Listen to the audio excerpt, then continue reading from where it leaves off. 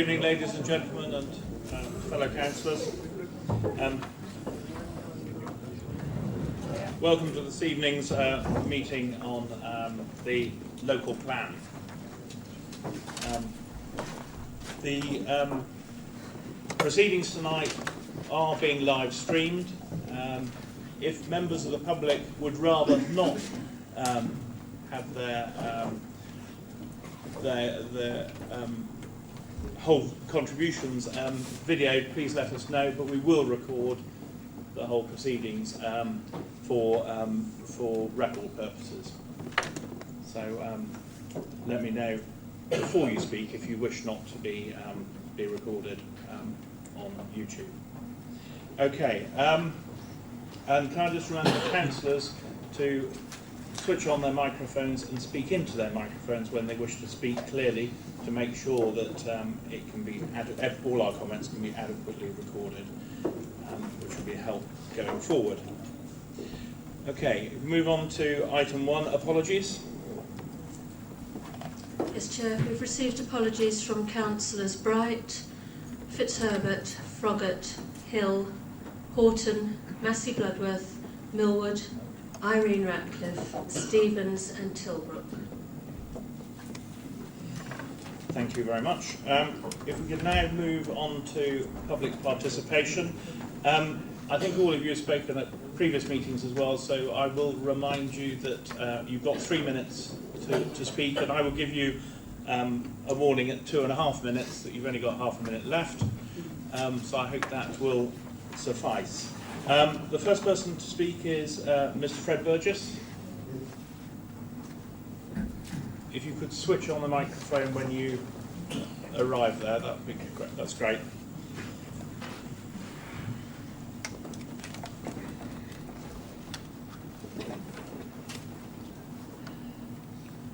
Is that okay? Yes, that's fine. Thank you. As it's Christmas, and you all ought to be in the Christmas spirit, is it all right if I say thank you to somebody on the top table? Yes? Yes.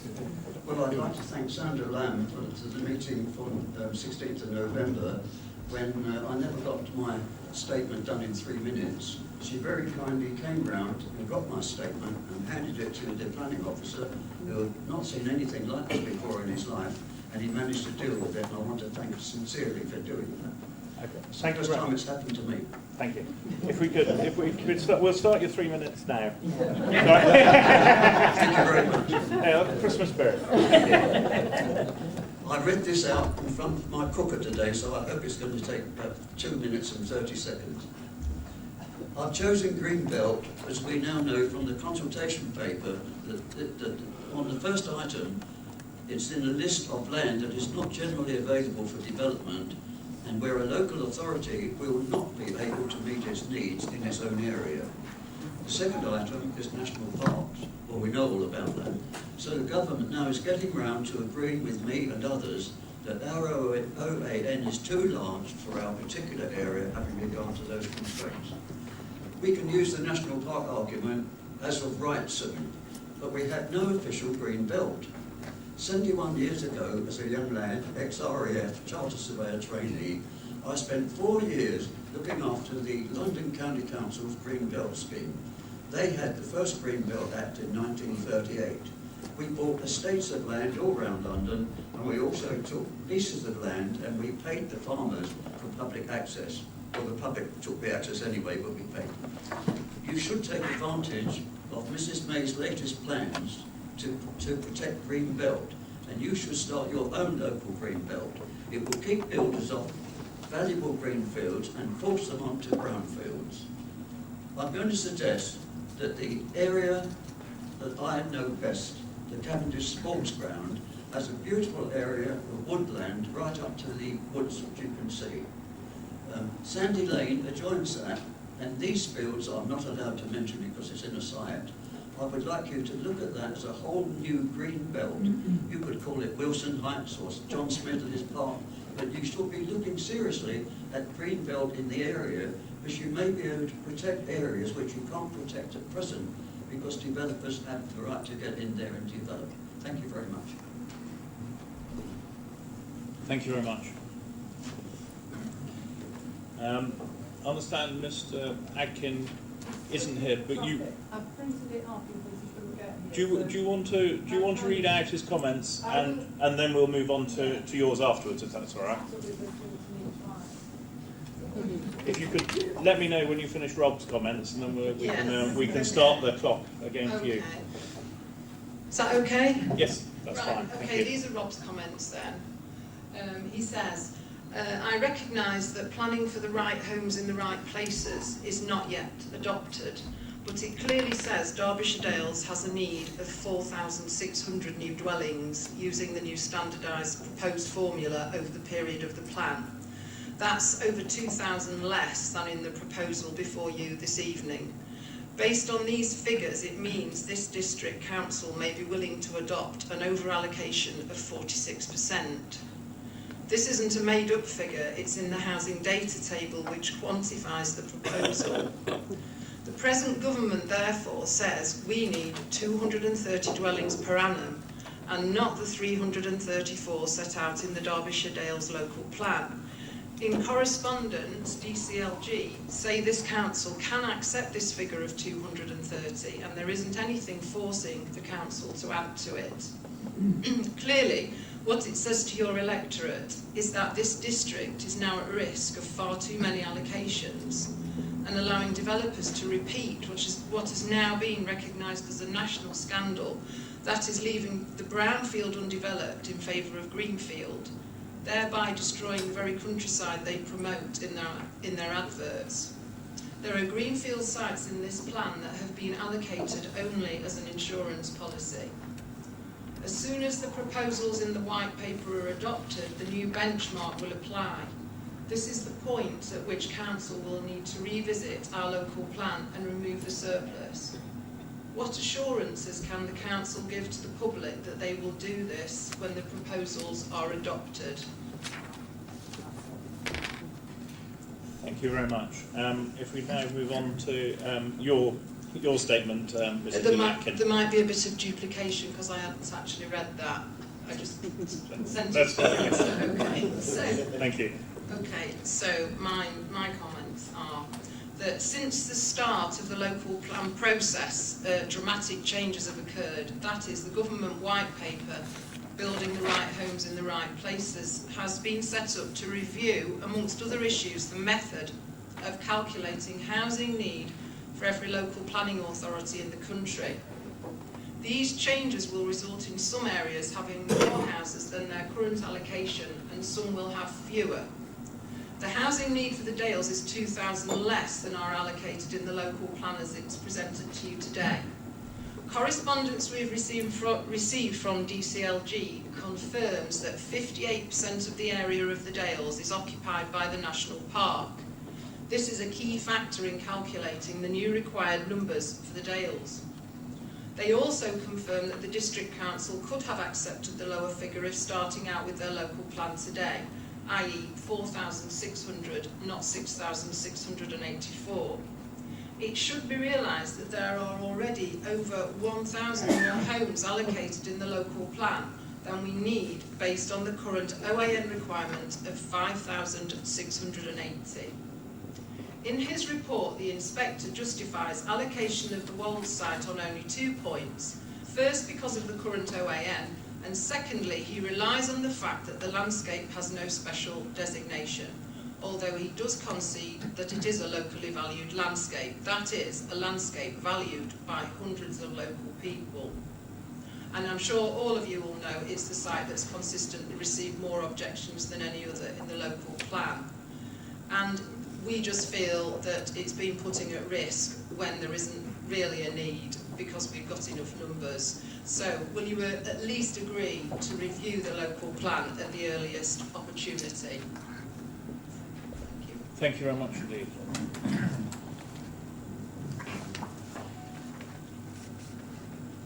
Mrs. Vicky Rains, you wish to comment, I think, on issue 10, infrastructure. Yeah.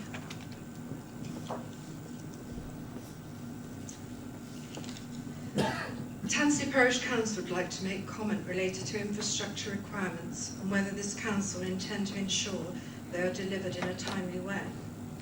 We question whether councillors are aware of their responsibilities in ensuring infrastructure is delivered to allow development to go ahead. Some councillors appear to believe the plan is just a policy document and infrastructure requirements have little to do with it.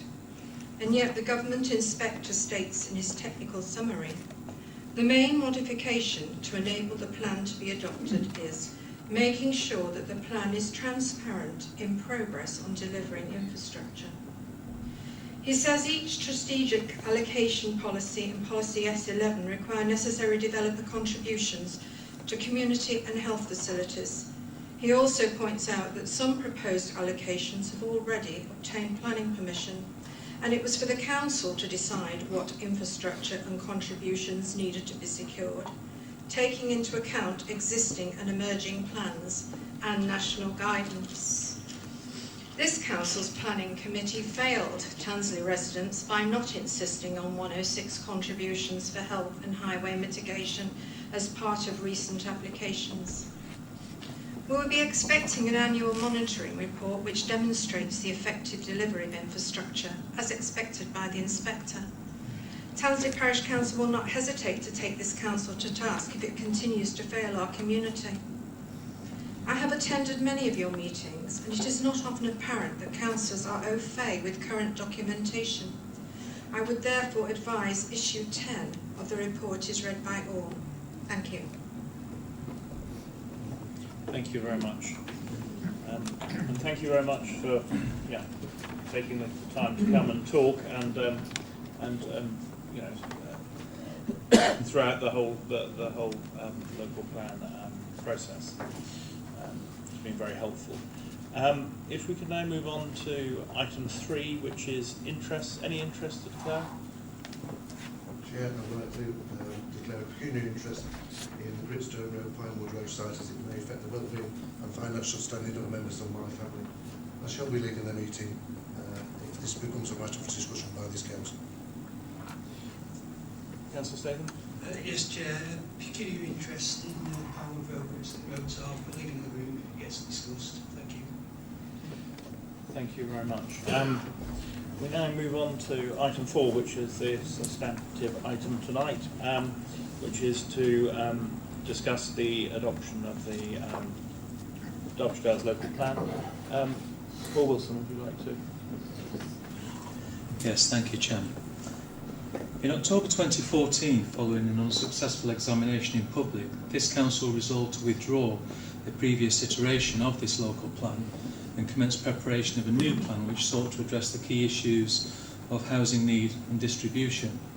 The report before members this evening is therefore the culmination of 3 years' work, which has consumed significant time, effort and resources, not only of members, but also members of the Local Plan Advisory Committee and the general public. The plan which is now before you for adoption has been positively prepared, thoroughly tested and has received the full endorsement of the Secretary of State's appointed inspector. Indeed, it is notable that there is not a single key issue where the inspector has failed to endorse the approach taken by this council. Notwithstanding, it is acknowledged that there are some aspects of the plan which do not find full support. However, positive preparation of a plan does not mean that all will be satisfied with the outcome, and there is a balance to be struck between the requirements of national policy, the needs of the area and environmental constraints. Chairman, I would like to pick up on a number of key points raised within the Inspector's report. The first one is that the Inspector acknowledges that this Council exceeded the requirements in regard to community involvement. He also agreed that we've engaged constructively, actively and on an ongoing basis under the duty to cooperate, and that we presented robust evidence to justify a lower objectively assessed housing need figure of 5,680 dwellings. He considered and endorsed our approach in regard to the national park effect. He agreed that the flexibility in housing supply was required over and above the OAN, which justified an over-allocation of sites, albeit less than that which government is currently consulting on. He agreed that we've developed an appropriate strategy for the distribution of developments, though development of the settlement hierarchy. He also endorsed our approach to site selection through the SHLAR process as being robust. He also endorsed all of the strategic housing land allocations. Chairman, throughout the preparation of this local plan, at various points, officers have made reference to the fact that unless this council adopts the local plan as quickly as possible, there is a risk of intervention by the Secretary of State. I think on occasions many have considered that to be an idle threat. However, this has now come into reality. On the 16th of November, the Secretary of State wrote to 15 local authorities expressing concern about the progress made on their local plan. Within that 15 are 2 Derbyshire authorities. Thankfully, Derbyshire Dales is not on that list. The Secretary of State has required those authorities to give him a detailed explanation by the 31st of January to set out their reasons for failure, and he's given a very clear statement that government is preparing to intervene unless he is satisfied with the explanations that are provided. Chairman, in terms of the recent government consultations, I need to deal with this issue head on because it is suggested that this is a reason not to adopt the local plan or to delay it further. The first point I wish to make is that this is a government consultation only.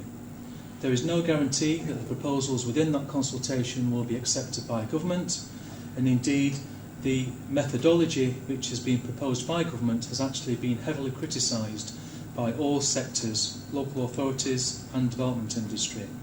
So it is by no means certain that those proposals will find their way into formal policy.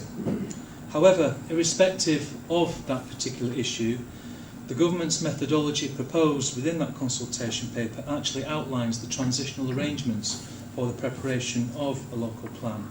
And dependent upon the stage of plan preparation, there's a very clear statement within there that you should continue under your existing arrangements and should not seek to apply any new methodology which may arise. This local authority is way past the point of considering a plan preparation under a new methodology, even on the consultation proposals as currently outlined by government. However, perhaps more significant than that is there is no significant difference in the basic approach to the calculation of OAN to that which we have applied in the preparation of this plan. The calculation of housing need basically takes into account a demographic baseline and then applies an affordability uplift dependent upon market signals. That's exactly what this local plan has done. The only difference between the methodology applied in the consultation paper and the methodology that we have adopted is that because we have very clear economic growth aspirations, we have also applied an uplift for that economic growth. If you was to apply that same economic growth uplift to the government's methodology as outlined in the consultation, the housing figure actually increases. You will find yourself providing more houses under that new methodology than this local plan currently seeks to provide. And the difference is in the order of 560 dwellings. So, Chairman, as submitted, this local plan has been considered by the Secretary of State's Inspector, and he identified a number of deficiencies in respect of soundness. However, those deficiencies are addressed through the main modifications appended to the Inspector's report, which means the plan is sound and capable of adoption. Council has no discretion in this matter. You need to consider the local plan's Inspector's reports in its entirety, and you either accept it or you reject it. You cannot selectively pick and choose which bits you like and which bits you don't like.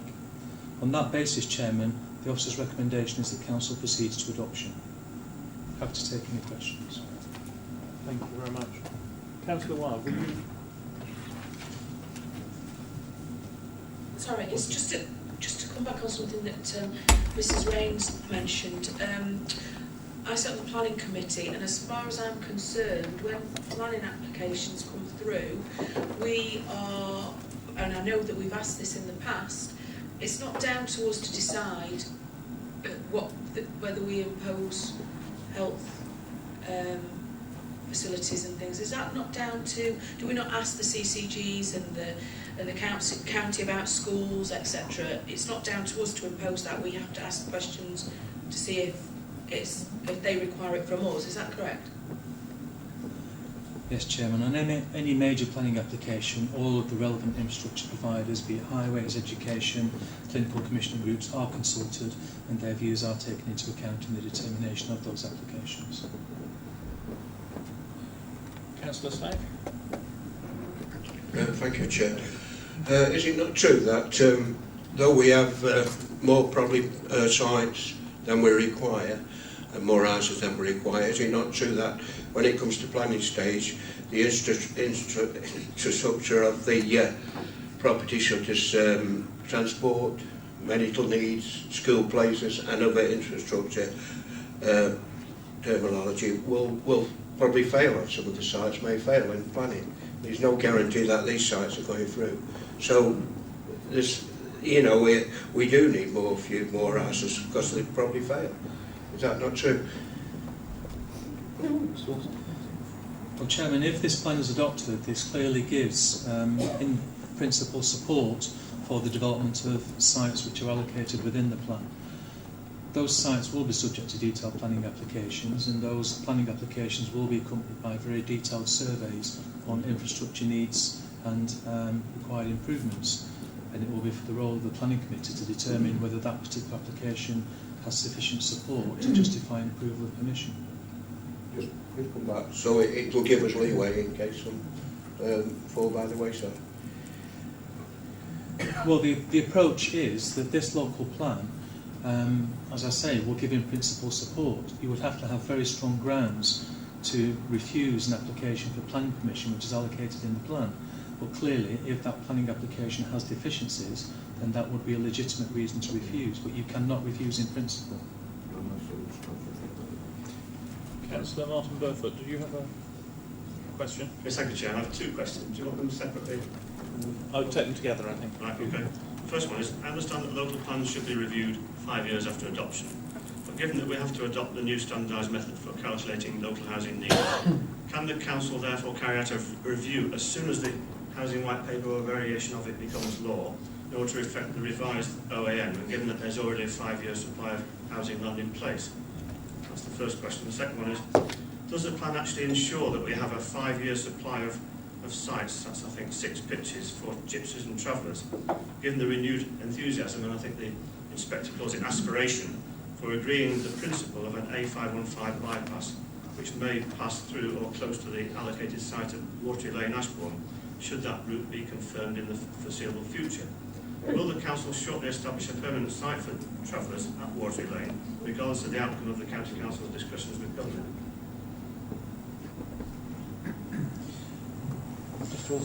I'll take the second issue first, Chairman. The Inspector's views on the issue of gypsies and travellers is contained in his report at paragraphs 98 to 106.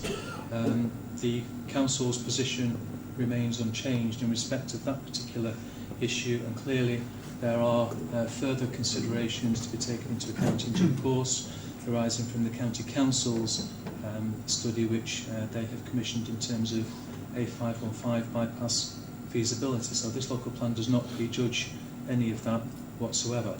The point made by the Inspector is that at this moment in time there is no confirmed route, and therefore he's been unable to take such matters into account. In regard to review of the local plan, clearly there is a need to continually monitor this plan through authority monitoring reports which will be produced annually.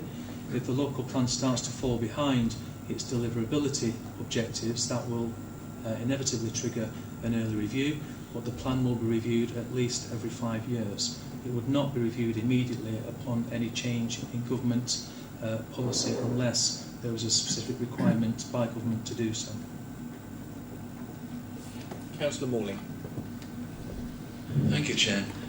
Yes, Paul, just a clarification, would I be right in thinking that if this council fails to endorse and adopt this plan this evening, thus putting us effectively in limbo until big government decides to take our decision-making process away from us, then that would still allow developers to bring forward sites almost whimsically, and we would have very little control over refusing them. Well, Chairman, in the absence of a local plan, you have no strategic control over land allocations and development. What this plan does is it gives certainty not just to you, but also to those communities as to where development will and will not be accepted. Without that plan, then effectively you are at risk of seeing sites developed which you may not wish to see developed. Councillor Fritter.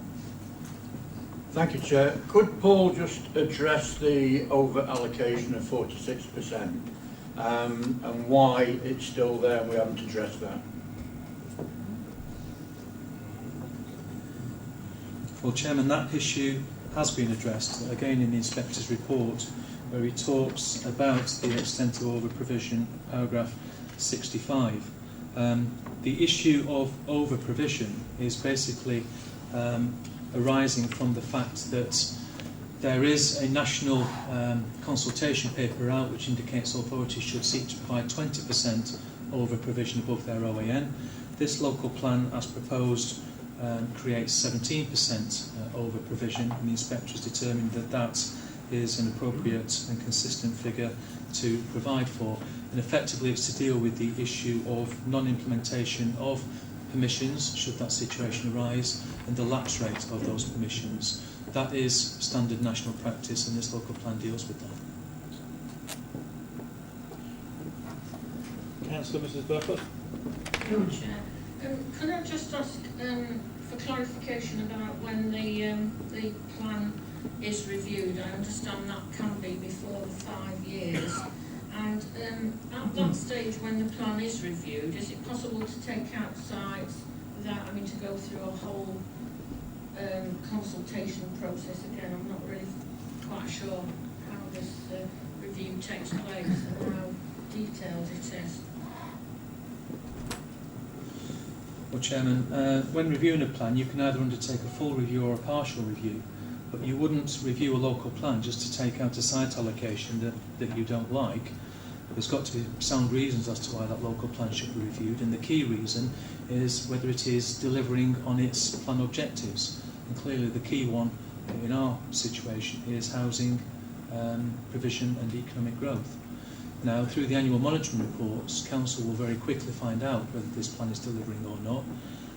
I think given the difficulty of some of the sites that we have allocated in this plan, brownfield sites, that there is a possibility that if those sites do not come forward, you would have to review the plan, but it wouldn't be to take sites out, it would be to put more sites in, because the brownfield sites may not be delivering at the rates that we are currently anticipating. Councillor Mike Ratcliffe. Thank you very much, Chair.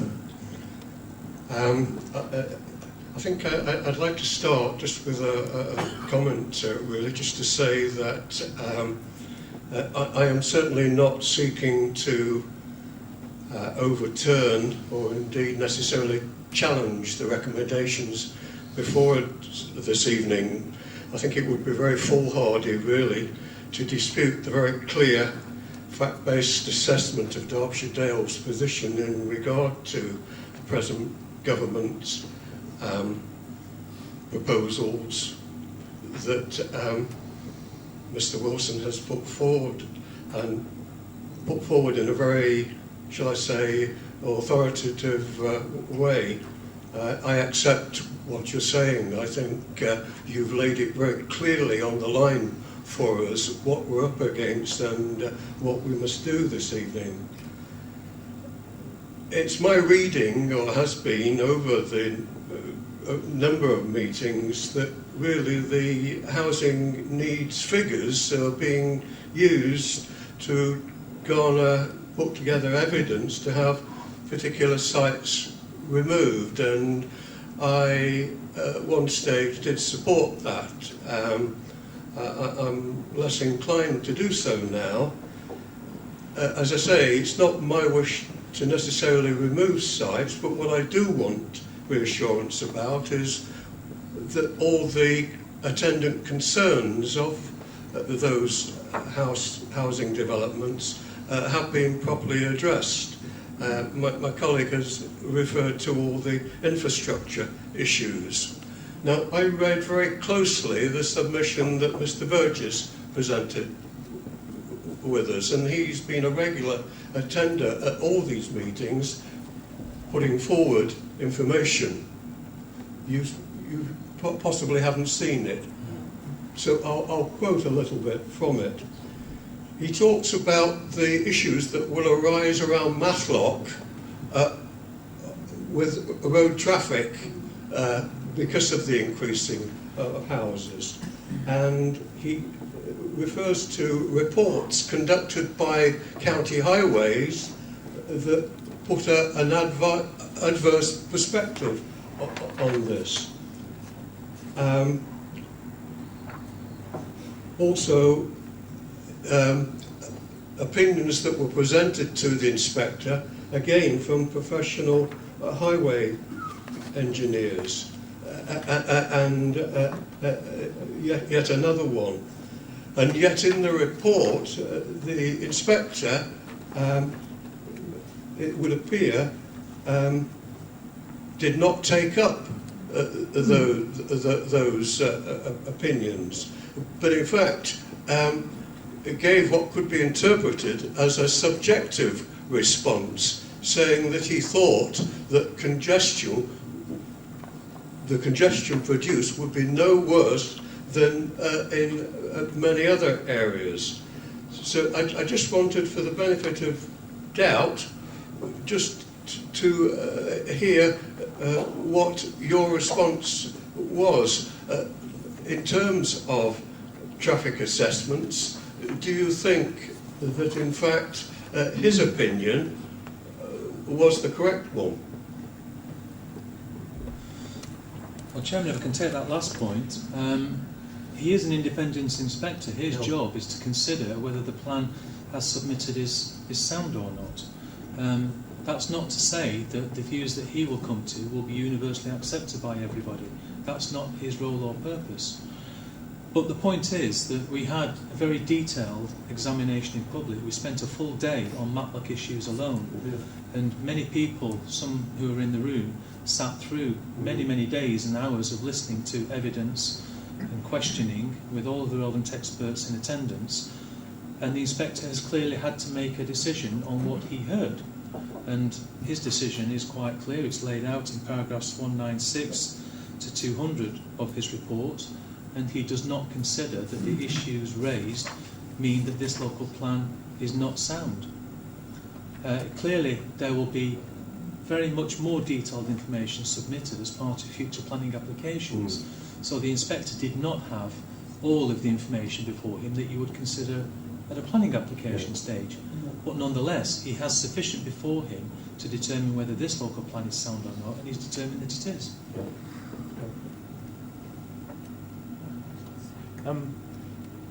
Could we now go to Councillor Bull? Yes, thank you, Chair. First of all, what date is this policy going to take, i.e. read the 334 houses per annum being built? As we've lots of sites already being developed now, i.e. Matlock on Chesterfield Road, Doveridge and Ashbourne, which are well over the amount, even on their own, of the 334 per annum. Now, I take the 334 per annum is supposed to be for the whole of Derbyshire and not just in one particular town of which. So can I take it that planning applications will stop on the high development of this until we've caught up and what we've agreed to have built is built, and then we start again? No, Chairman, that's not the correct approach. This local plan runs from 2013 to 2033, so every single house which has received planning permission or has been built since 2013 counts towards that 5,680 requirement that this local plan requires. So the point is that there is a housing trajectory within the back of the local plan which estimates the delivery rates. The requirement is to provide 334 dwellings per year over the planned period if you are to meet your overall requirement. This authority has never met 334 dwellings per year, ever. So we are seeing within this local plan a significant increase in house building activity. Through the monitoring reports, it will determine whether that rate has actually been achieved or not, hence the monitoring and the reasons as to why the plan may need to be reviewed if it doesn't start to deliver. But all of the permissions that the planning committee has granted, all the dwellings constructed since 2013 are counted against that overall requirement. Councillor Boson? Thank you, Chair. My questions are about planning as well.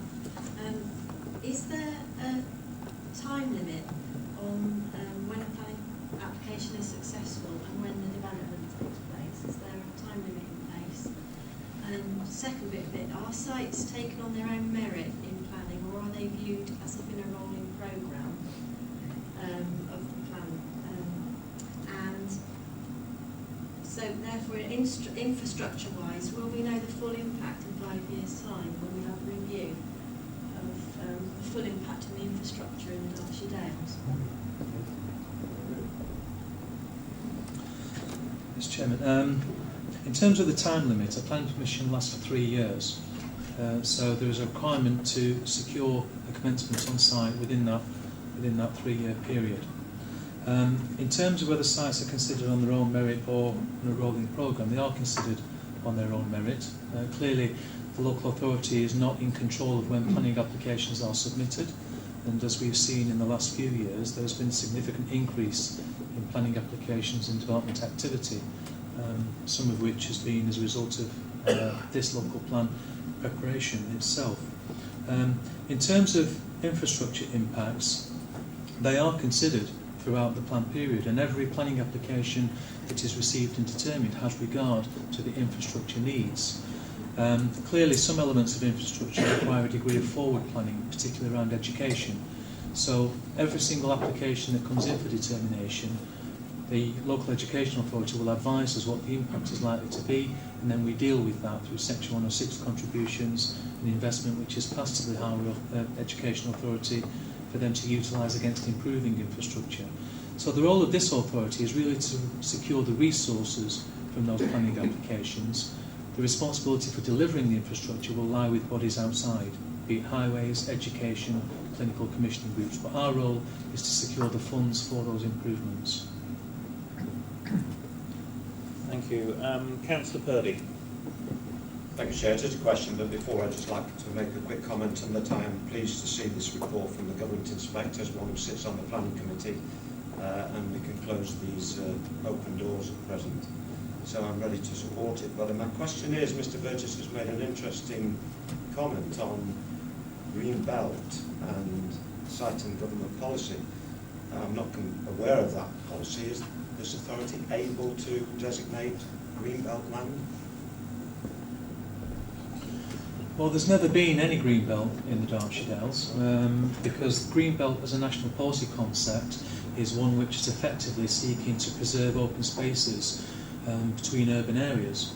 Now, given that we don't have the same pressures of development from the main urban conurbations as some of our neighbouring authorities in Derbyshire, such as High Peak and such as North East, there's never been any greenbelt in the Derbyshire Dales. The closest that we've ever come to that was the designation of special landscape areas many years ago in previous local plans, but they were largely confined to the rural landscapes in the south of the district.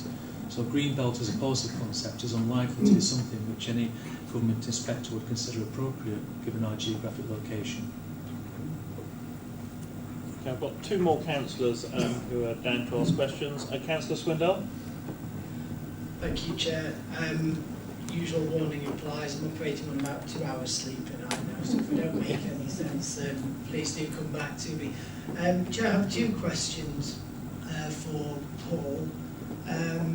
I'm asking these questions because I'm somebody who's a little bit torn about how to vote tonight, because there are elements of the plan that I really like and specific elements that I don't.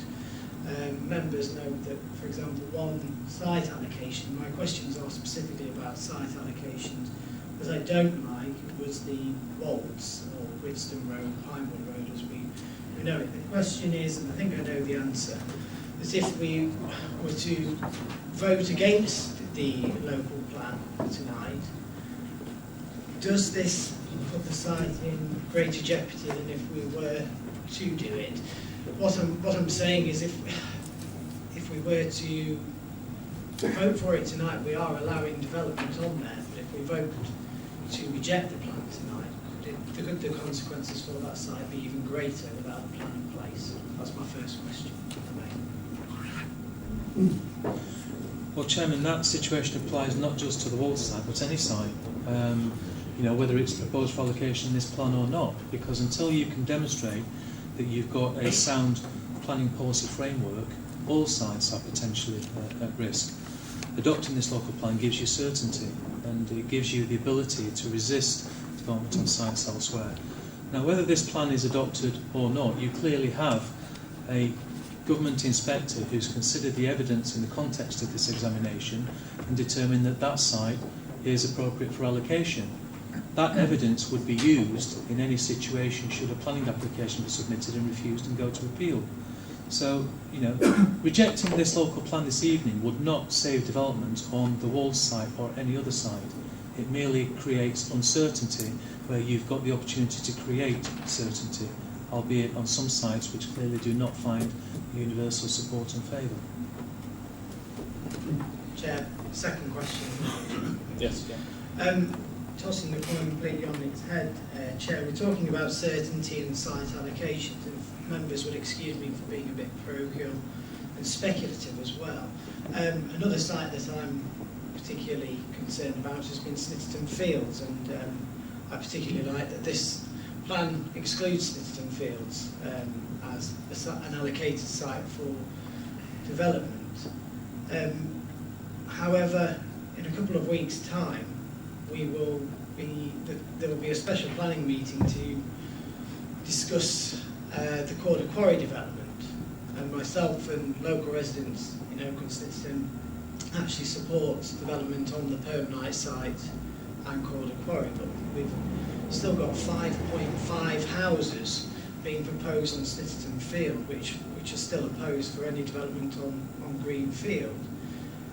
We talk about certainty and saying that we would like to protect sites that are outside of the local plan area.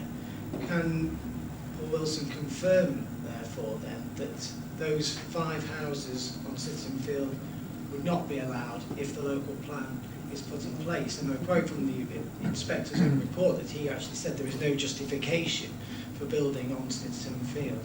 So what I'm saying is, in 2 weeks' time, should the recommendation be to approve the Corder plan, will we be pretty much kicking this local plan into the long grass within 2 weeks for allowing 5 houses outside of the local plan boundary? Well, Chairman, I'm not in a position to comment on any specific planning application, but what I can say is that on every single application that comes forward for determination, there are a number of material considerations that need to be taken into account. And the most significant material consideration is whether you've got an adopted development plan and what that development plan says. So, were this local plan to be adopted this evening, a material consideration would be the extent of the defined settlement framework boundaries. Now, whether it be Snitterton Fields or any other site, if land is proposed for development outside of those boundaries, that clearly is a conflict with the plan, and the merits or otherwise of that would need to be taken into account, weighed and balanced in the overall decision-making process.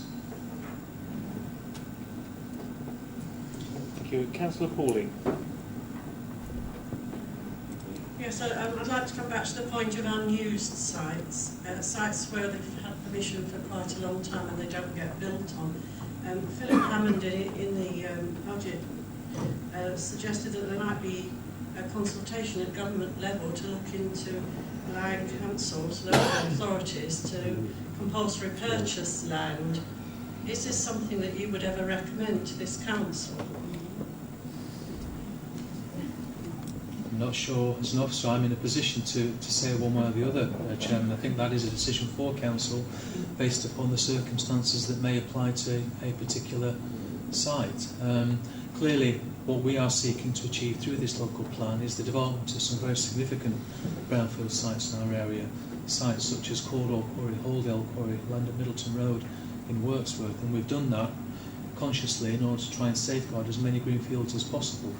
But they are sites which inevitably are difficult to bring forward. A whole range of constraints apply, and on occasions it may well be that other interventions are required. Compulsory purchase may well be one of them, but it's by no means the only one. Councillor Finesse?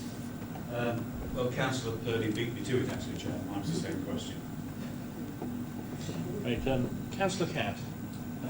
No, I'll follow Councillor Rose, thank you. Councillor Rose then. I think we've reached the point of the meeting, Chairman, and we're off through into the debate, and I think the question and answer session has been very useful, both from the public point of view and members. But, you know, this is a historic moment for this council, because many of us in this room and the public have been through what has been an extremely long and difficult process, and not one that's been easy for any member, or one that we necessarily take a great deal of pleasure in. But the law requires us to have a local plan, and we did make an attempt, as Mr Wilson referred to, between 2010 and 2014, but that failed, and this is our second attempt. We also, and some will remember this, I'm sure,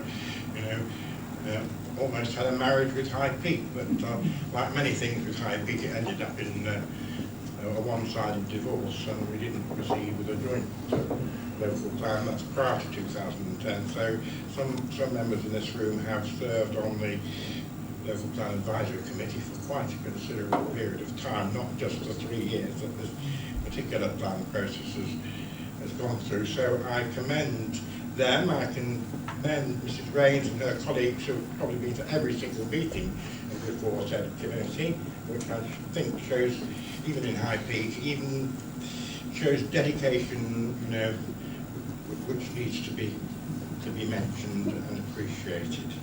Whatever she thinks of the decision we take later, I wanted to say that, because I think it's been a constructive process all along.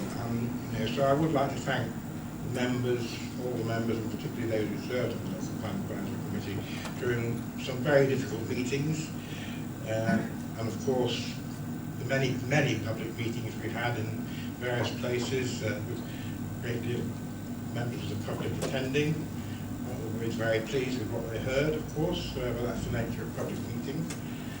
I want in particular to record the thanks to Paul and to Mike and to all his team. Some are now off on maternity leave, but you know, a great deal of work has been gone into this process, and they are to be commended for their dedication over many years. So I hope we can put them out of their misery, if that's the right expression. Because I think the last thing we want to do is say, sorry chaps, but we've got to start it all over again. Have another 3 years sentence. I think that would not be right. So Chairman, I'm certainly going to move the whole of the officer's recommendation, because I think it is in the interest of the Council to adopt a local plan as soon as possible. We don't want to be in the position of Bolsover and North East Derbyshire. Those are the two local authorities in Derbyshire that have received a letter from the Secretary of State saying, what are you doing? You know, because I think that would not serve the interests of anybody, certainly not our residents, if we were ever to find ourselves in that position. So delay is dangerous. I think we have a viable local plan. The inspector has gone through it very thoroughly. Everybody has had an opportunity to make their contributions. You know, in the nature of democracy, we can't all agree with one another. But I do hope, Chairman, that we can be, you know, as supportive as we can for this council actually taking this historic step tonight. So I'm going to move the officer's recommendation. Thank you. Councillor Kent. Thank you, Chair. Firstly, I will second the motion. Secondly, and I make no apology for repeating some of the things that Councillor Rose has just said, I would like to pay very genuine thanks to all the members of the public who have taken part in this process.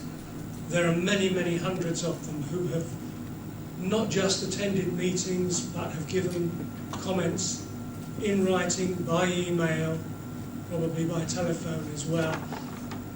I would particularly like to pay tribute to those stalwarts sitting behind me who have attended meeting after meeting after meeting, going right back, as Councillor Rose has said, to High Peak, way back in 2007. We've been to meetings ever since then, and I really do pay tribute to them. I think that it is clear from what they have said this evening and on other occasions that they have done an awful lot of homework. They have read the papers and in some respect may even have been more up to date than one or two members, not only on occasion.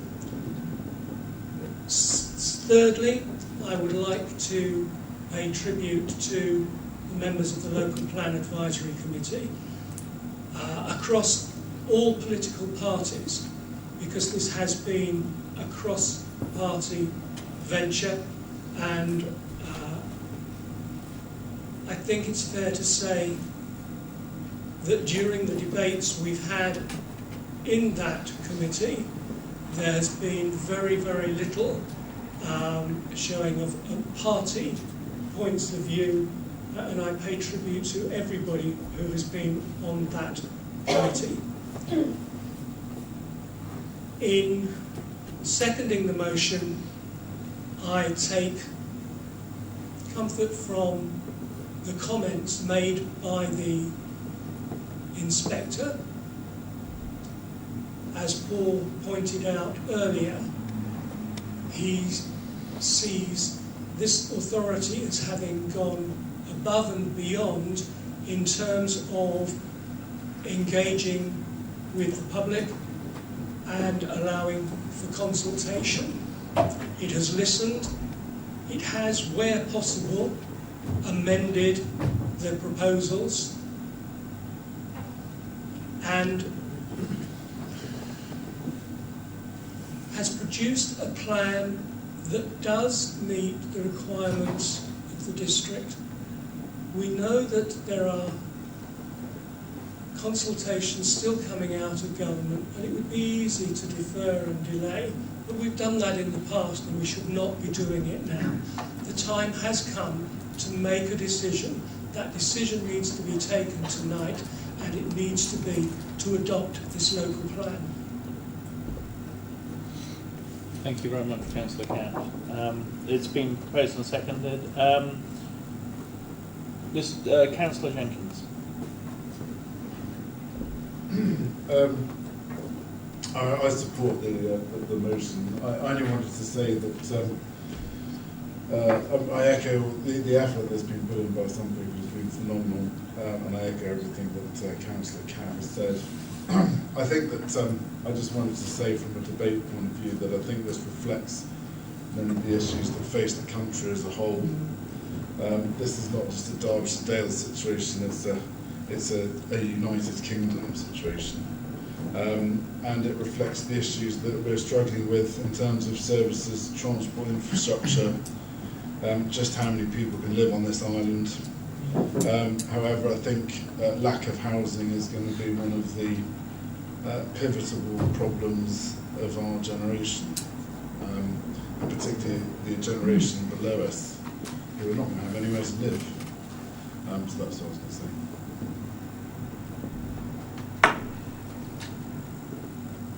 Councillor Sue Burford. Thank you, Chair. I think we all know, don't we, that this decision tonight is very, very, very important, and it's not an easy one to make, and I don't make my decision lightly. As you can imagine, I was very disappointed at some of the inspector's findings, especially in relation to the Wolves site. He seems not to have taken into account the national park effect. He doesn't seem to have taken into account the biggest number of well thought out reasoned objections to the Wolves site. No account of the professional data that's been provided regarding future traffic congestion, certainly in Matlock. And I'm not being sort of trivialising it by saying that, you know, he talks about mitigation and he talks about the provision of a local shop and a local bus, and we all know that's not going to mitigate the situation. He seems to have also disregarded the fact that the site was originally rejected by our own local plan advisory committee, and that really did concern me. But perhaps in more general terms, I think there is a case to say that perhaps we could have flagged up the national park effect a bit more. Perhaps we could have been a bit more proactive in seeking sites, and perhaps we could have actually done more to try and investigate this idea of a garden village, which seemed quite popular. I do fear, my fear is that this is all going to lead to development on greenfield sites before the brownfield sites, because after all they are the easy pickings. That's all I'm going to say. Thank you. Councillor Morley? Yes, thank you, Chair. I will be supporting the motion, but I'd particularly like to pay tribute to Mr Wilson and his team and the planners, because I think the thing that perhaps people have not always taken account of is that Derbyshire Dales in itself, geographically, topographically, with all its infrastructure and roadwork problems, is, I'm not sure if it's unique, but it's very, very difficult to produce a plan, because it has to take account of large market towns, smaller market towns, villages. So it is a very complex and involved plan. And I think particularly the tiering element which you put in the plan, which the Inspector commented on, is a particularly elegant and praiseworthy model. So well done. Thank you very much. Councillor Martin Burfoot. Thank you, Chair. Firstly, I support most of the policies in the plan, like Councillor Swindle said a few minutes ago, proposed for adoption tonight, and congratulate officers on the detailed work undertaken at several stages of the plan process. I also endorse what Councillor Cass has said about the enormous work done by members of the Local Plan Advisory Committee, of which I was a member as well. But I don't want to sound like Craig on Strictly, but the housing allocations leave a great deal to be desired, as I've stated on so many previous occasions. I applaud the efforts and support the views of the many residents who took part in the formal consultation and the examination in public, particularly with regard to what I believe to be a completely unsustainable site for 430 houses between Brixton and Pinewood Roads above Matlock, for the catalogue of planning reasons previously cited. It appears to have been included mainly to make up the numbers in Matlock as its fair contribution to the OAN, and even the inspector admits it is only justified to satisfy our housing need, which is allegedly 5,680, 1,000 less than proposed tonight. Traffic and access chaos will inevitably result from any planning approval, since a modal shift from car to bike or feet will simply not happen, given Matlock's topography, and any developer-run bus services will only be temporary. There are so many detrimental social and environmental impacts arising from the housing sites proposed in our main towns, which simply cannot be addressed by so-called mitigation, another modern planning jargon word for fix it if you can, in my opinion. All this tends to be left to subsequent planning conditions, and we all know from experience how difficult enforcement can be. Regrettably, the inspector, in my opinion, has failed to acknowledge these problems, which he can, of course, afford to leave to others locally to address in due course. But I assume it will be not on his conscience over the next few years. Other sites in Darley-Dale and Old Hackney Lane, for instance, spring to mind as inherently unsuitable sites for development without major highways investment, and I regret that I was probably degraded to some extent in supporting those in the local advisory committee and planning advisory committee debates. Otherwise I could have been in danger of voting against most of the greenfield sites proposed. The inspector has also failed, unlike his counterpart for the Lewis Local Plan in Sussex and the South Downs National Park, to allow for the fact that half our large rural district lies in the Peak District, and thus inevitably and rightly subject to stringent development restrictions. Through the local plan process, I've come to believe that the best and most appropriate and sustainable housing sites should have been selected for their sustainability credentials and without such a restrictive and absolute settlement hierarchy, whereby no significant development will be permitted in quite a few villages in which local services and community facilities such as schools may no longer be viable without new housing, especially for local young people and families. Surely this suggests that the plan before us fails to satisfy a local need for affordable housing, especially to help keep our young people in our market towns.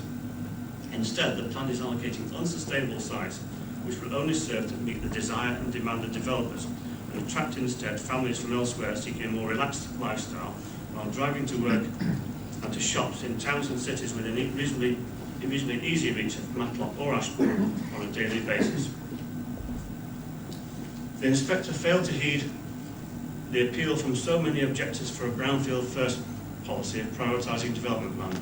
I remain disappointed that the call for sites process of selection failed to identify almost all potential brownfield or derelict previously developed sites available to us. Surely most of these should have been known following surveys of such land over previous years. Should they come forward in the near future, they will simply demonstrate the mistaken allocation of so many greenfield sites in the plan. In my opinion, planning for new land use allocations should not be merely reactive but proactive and prescriptive in the face of avaricious developers. The policy on impossible new village is laudable, and I strongly support any initiative to develop a new garden village on a suitable site. As a member of the Local Plan Advisory Committee, I've had major issues with the overall site assessment process, which led to the allocation of Pinewood-Winston Road last January, until the Council's arbitrary decision to overturn the recommendation of the Advisory Committee to delete this site from the draft pre-submission plan in August. Finally, I have issues with policy EC3, which I consider to be far too bureaucratic and restrictive in the case of so many individual mixed-use domestic commercial properties behind the shopping streets in our town centres, which can often be ideal for conversion to wholly residential use, but are left to fester because they can't be sold. Surely flexibility should be allowed in these cases. This policy looks like a sledgehammer to crack a nut and could bring the council into serious disrepute. Therefore, in conclusion, I have a dilemma tonight, but I can't vote for a plan which has been forcibly imposed on the people of Matlock and Darlydale against their will. I also sympathise very much with Ashbourne residents who are facing similar pressures, again without any firm commitment to road and traffic mitigation measures, or in their case, an A515 town centre bypass. At the very least, this plan must be reviewed as soon as practicable. Thank you very much, Councillor Burfoot. Councillor Swindell. Thank you, Chair. I'm undecided how I'm voting tonight, and that's hopefully with no disrespect to the Wolds Action Group, who I've supported throughout the whole process. And as always, when we've voted on the local plan as a whole, it's always been a double-edged sword for me, because I want to protect Sitterton Fields as much as I can, but I also want to reject the Wolds as a site allocation. I won't go into all of the reasons. Councillor Mrs Burfoot covered most of them. We've heard them all here time and time again. I just think it is absolutely the wrong site, and I can't agree more with what Councillor Mrs Burfoot said, saying that can't believe the inspector didn't notice the number of well thought out, good quality arguments that have been put forward in objection to that. And the one thing that really sort of deflated me when the report came back, seeing the surplus in the OAM, I honestly thought he would withdraw it. I thought he'd see the number of objections, see that the Local Plan Advisory Committee did kick it out, and that this is a site that's not wanted and isn't viable in my personal opinion, and would have said there's a huge surplus, let's remove it. I was very disappointed not to see that. And I do wonder, and it's a big regret maybe, that if we'd have known about the surplus at an earlier stage, if the Local Plan Advisory Group hadn't put the Wolds back in as it did after it was so welcomely taken out. But at the same time, as I've said, I do want to protect the future of Sitterton Fields. But I'll stress again that I do support the development, as many local residents do, of and the allocation of the Corder Quarry, Permanite and Halldale Quarry sites. So it's a very difficult one for me. I want to be consistent. I've always opposed the Wolds. I've always supported the residents in what they've done. And when I do deliver mail up there, very occasionally to Mr Burgess and Mr and Mrs Atkin, I do look out on those fields. And my heart sinks to think one day, not because I've got to deliver mail to them, but the loss of that beautiful scene there to become bricks and mortar. So it's just very difficult for me. I'm not decided how I will vote. If I can't make my mind up, I'll have to do what I absolutely detest doing, and that's abstain. But I will listen to the remainder of the debate. Thank you very much, Councillor Swindell. Councillor Fitter? Thank you, Chair. Well, technically there's not a lot that I can add. from my colleague Councillor Burfoot, well, both Councillor Burfoot. But what I can do is endorse the comments of Councillor Rose when he commended the local planning committee. And he talked about the marriage between High Peak years ago, which then I was a member of the local plan committee. And it really annoyed me when we travelled into High Peak and members of staff told members what they could discuss, what they couldn't discuss, how things were going to happen. That's not my feeling of democracy. So I do commend the local plan committee for nothing else but for their sheer stamina of all these years in trying to come to a conclusion. Whether I agree with it or not, they have that stamina and it should be welcomed. I understand the council's arguments and comments, and I fully understand the pitfalls if you do not approve this tonight. And I realise that this is a district-wide plan, but we do have to be a little parochial because our job of councillors is to support local people. Now we're told that there's no discretion, and that to me is not democracy. If we cannot send a clear message to wherever these inspectors are or to the government that we do not agree and we're not happy, we should have the ability to say so. Because I feel that my civil and moral right to vote against is in question. I have to be consistent tonight, not only with my own principles, but with the interests and views of the local electorate of Matlock and Tansley. In fact, my own son, one of my sons who lives in Tansley and was born and bred in Matlock, this week came to tell me and asked me what on earth is the planning system doing to our beautiful small market town. It is absolutely destroying it. I've constantly disagreed with the process and the methodology and the semi-dispersal policy, which I thought was wrong right from the outset. And it was always on sustainable issues that I objected. And yes, we have listened to the public, but I feel that it's still a postcode lottery. Some in places we've managed to make differences, some we haven't. Matlock and Tansley, I believe, have been a poor relation. And really, have things changed that much? I have concerns about the hierarchy, overdevelopment of our villages, and I will go back to the point of Tansley, because if we're not careful, in a few years' time, Tansley will not be that small, unique, characterful village 2 miles from Matlock. It will be part of urban Matlock sprawl, and that is something that I will always fight against. So, Chair, to be true to myself, to be true to my electorate, I'm not going to bow to the inspector tonight, and I shall be voting against. Thank you very much, Councillor Fitter. Councillor Slack. Thank you, Chair. Yes, it's been a long, hard journey over the last few years. We've gone out on cold, frosty mornings and travelled, and we've walked miles and miles and miles looking at sites. And I must congratulate the officers for being there with us and all the work they put into it, all the work, you know, finding the sites and so forth. I know it's not going to please everyone.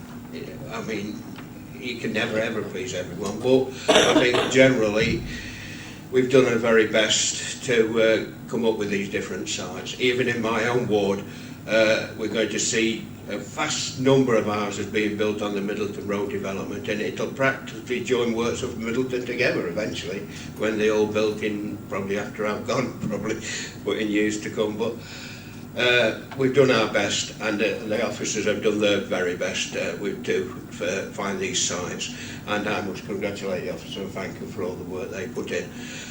One of my main concerns is, at the moment, a lot of developers are coming forward who've got sites in, they know they've got sites in the local plan, and they are trying to get out of affordable housing. I think this is something we're going to have to stand up against them on affordable housing.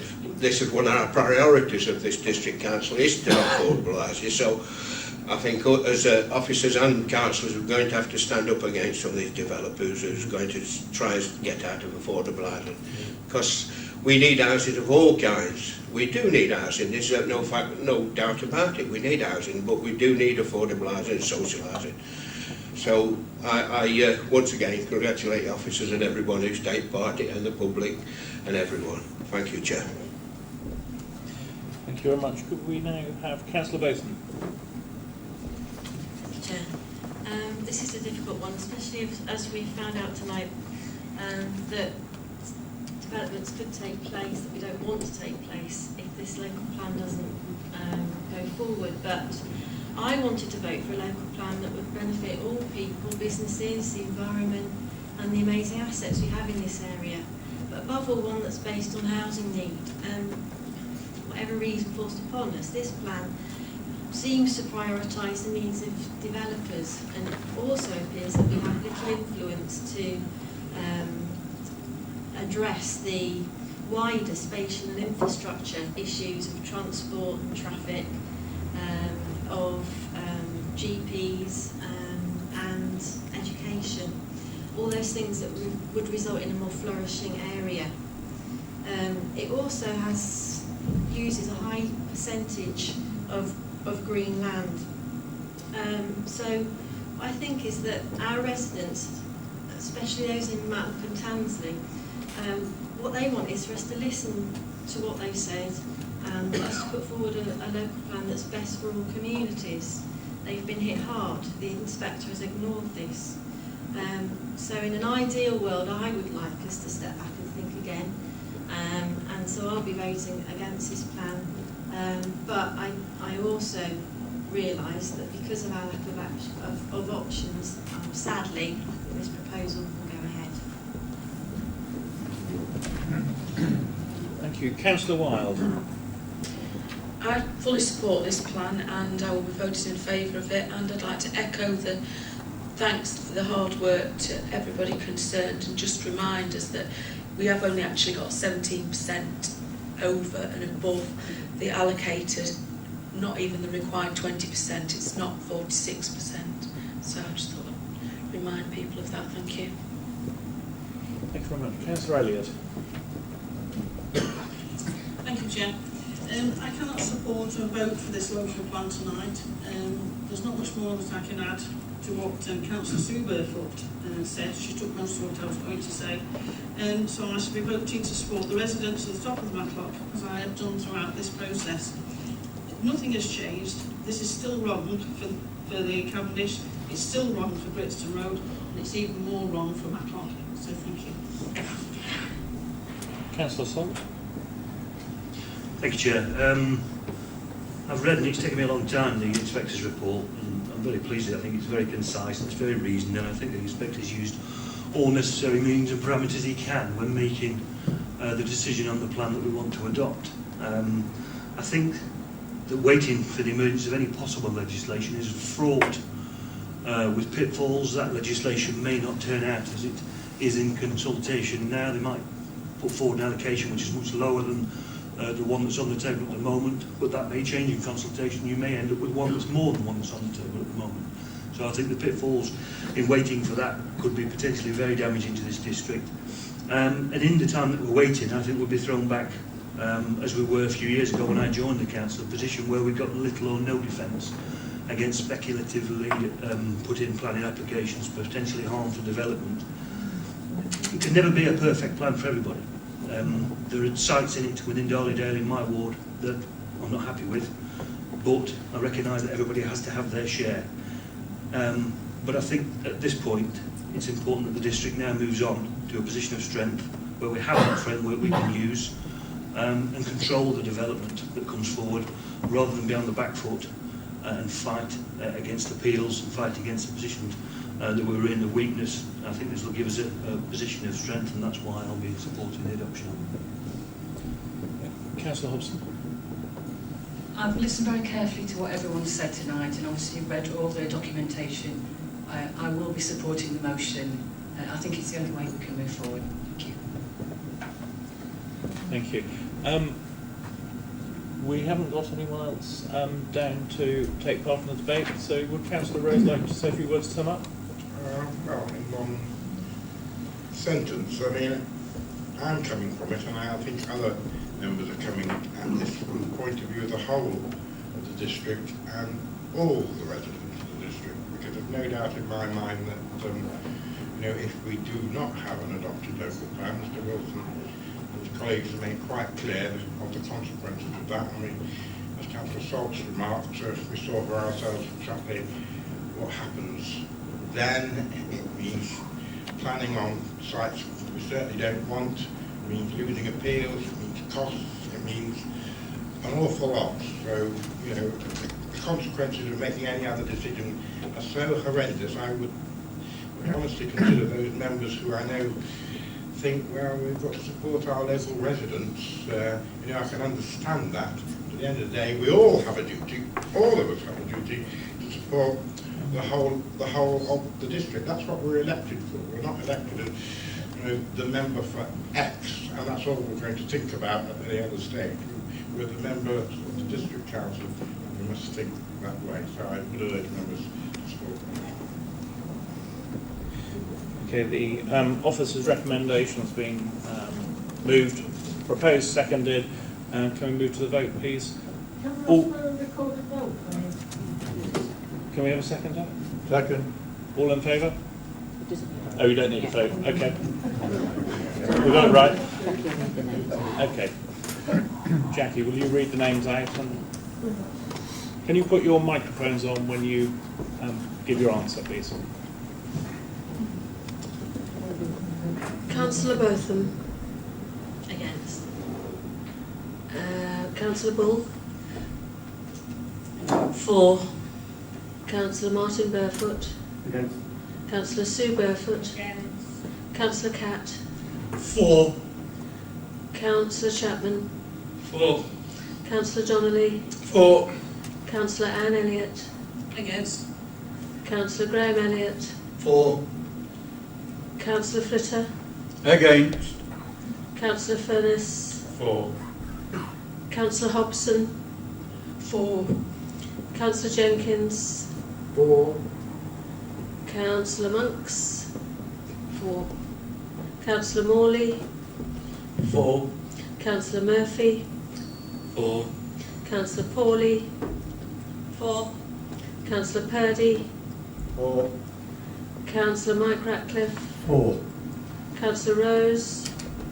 For. Councillor Salt. For. Councillor Shirley. For. Councillor Slack. For. Councillor Swindle. Against. Councillor Tibbenham. For. And Councillor Wilde. For. 20 votes in favour with 6 against. So the motion is therefore carried.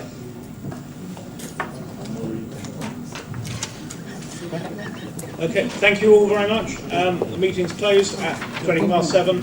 Thank you all very much, and I particularly want to thank all the public for their participation, and also the officers.